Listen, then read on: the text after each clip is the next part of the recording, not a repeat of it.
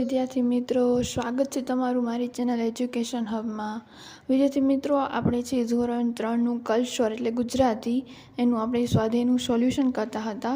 હવે આગળના પ્રશ્નો આપણે જોઈએ। કોણ છે તે શોધો અને તેના વિશે એક વાક્ય લખો।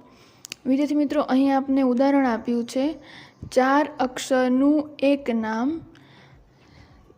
નામના છેલ્લા 2 અક્ષરો છે તર, એટલે કે 4 અક્ષરનું એક નામ છે, એમાં છેલ્લા 2 જે અક્ષર આવે એ તરથી સ્ટાર્ટ થાય, પૂરા થાય છે। ત્રીજા અને પહેલા અક્ષરથી બંને તક। ત્રીજો અક્ષર અને પહેલો અક્ષર શું છે? ત્રીજો છે ત અને પહેલો છે ક। તો એ કોણ હશે? તો વિદ્યાર્થી મિત્રો જવાબ આવશે કબૂતર।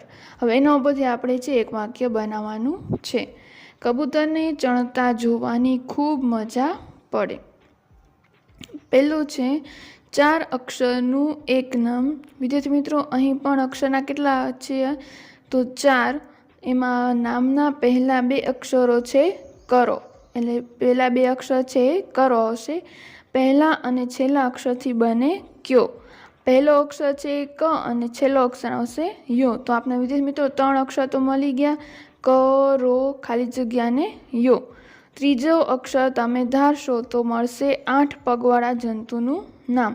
તો વિદ્યાર્થી મિત્રો, આપણે જે 8 પગવાળા જંતુનું નામ હોય, જે ક, રો, ખાલી જગ્યા યોથી સ્ટાર્ટ થતું હોય, એમાં આવશે આપણે કરોળિયો। તો જવાબ આવશે કરોળિયો। કરોળિયો સતત ઉદ્યમ કરવાનું શીખવે છે, આ એનું વાક્ય બનશે। બીજું છે 4 અક્ષરનું એનું નામ, એટલે આમાં પણ છે 4 અક્ષરનું નામ છે, તેના ત્રીજા, બીજા અને પહેલા અક્ષરથી બને ચરક। ત્રીજો અક્ષર છે ચ, બીજો છે ર અને પહેલો છે ક। ચોથા અને પહેલા અક્ષરથી બને લોક। હવે ચોથો અક્ષર શું આવી જશે? આપણે આપી જ દીધું છે, જો ચોથો અક્ષર આવી જશે લો અને પહેલો છે ક। તો હવે બોક્સમાં બધી રીતે ગોઠવી તો આપણે શું બનશે? કરચલો। હવે એનું વાક્ય બનાવીએ, કરચલો એક જળચર પ્રાણી છે। ત્રીજું છે 4 અક્ષરનું છે નામ। વિદ્યાર્થી મિત્રો, અહીં પણ છે અક્ષર 4 છે, પહેલા અને બીજા અક્ષરથી બને દર। તો પહેલો અક્ષર છે દ અને બીજો છે ર। પહેલા અને ચોથા અક્ષરથી બને દડો। તો પહેલો અક્ષર છે દ અને ચોથો છે ડો। તો આપણે દ, ર, ખાલી જગ્યા ને ડો। પહેલા 3 અક્ષરથી બને એક કારીગર। હવે આપણે એક જ અક્ષર ખૂટે છે, જે કારીગર હોય શું આવશે એમાં? દરજીડો। તો એ કોણ હશે? તો દરજીડો। એનું વાક્ય બનાવીએ, દરજીડો પાંદડાને સીવીને માળો બનાવે છે। હવે ચોથું છે 5 અક્ષરનું છે નામ। વિદ્યાર્થી મિત્રો, અહીં છે આપને 5 અક્ષર આપ્યા છે, પહેલા 2 અક્ષરથી બને કાન। પહેલો અક્ષર છે કા અને બીજો છે ન। ત્રીજો અને 5મો અક્ષર ભેગા થઈ બને ખરો। ત્રીજો અક્ષર છે ખ ને 5મો છેલ્લો જે આવશે રો। ચોથો અક્ષર માથામાં પડે તો ખંજવાળ આવે। માથામાં શું પડે વિદ્યાર્થી મિત્રો? જુ। એટલે વાક્ય શબ્દ બનશે કાન ખજૂરો। એનું વાક્ય છે કાન ખજૂરો ચોમાસામાં ફરતો દેખાય છે। હવે વિદ્યાર્થી મિત્રો, એના પછીનો પ્રશ્ન છે જોડીમાં ચર્ચા કરી શું જુદું છે તે શોધી અને આપણે લખવાનું છે। એમાં પહેલું છે તેજલનું ઘર અને બીજું છે વિવેકનું ઘર। આ બંનેમાં આપણે જો ચિત્ર આપેલા છે, એ ચિત્ર ઉપરથી આપણે છે વાક્ય બનાવવાના છે। હવે પહેલાં આપણે જોઈએ તેજલનું ઘર। તો તેજલના ઘર પાસે લીમડાનું થડ જાડું છે। તેજલનું ઘર છે એની પાસે લીમડાનું ઝાડ છે, તો એનું થડ કેવું છે? જાડું। અને જ્યારે સામે જોઈએ તો વિવેકનું ઘર, તો એનું લીમડાનું થડ કેવું છે? પતલું। તો એનું વાક્ય બનશે વિવેકના ઘર પાસેના લીમડાનું થડ પાતળું છે। હવે બીજું વાક્ય બનાવીએ, લીમડાની નીચે ખાટલીમાં દાદા બેઠા છે। તેજલના ઘરનું જોઈએ તો તેજલના ઘરમાં લીમડાના ઝાડની નીચે કોણ બેઠું છે? દાદા। અને વિવેકના ઘરમાં જોઈએ તો લીમડાની નીચે ખાટલીમાં દાદી બેઠા છે। ત્રીજું વાક્ય છે લીમડા પાસેના ઘરના બારણાની બંને બાજુ શુભ અને લાભ લખેલું છે। તેજલનું ઘર છે તે તમે ઘરમાં જોશો તો જે વચ્ચે દરવાજો છે એની આજુબાજુ શું લખેલું છે? શુભ અને લાભ।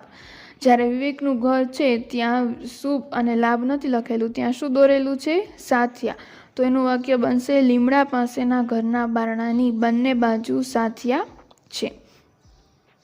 ચોથું છે ઘરને 3 બારીઓ છે. હવે તેજલનું ઘર જુઓ, ઘરને કેટલી બારી છે? 3. જ્યારે વિવેકનો ઘરમાં બારી જુઓ કેટલી છે? 1 જ.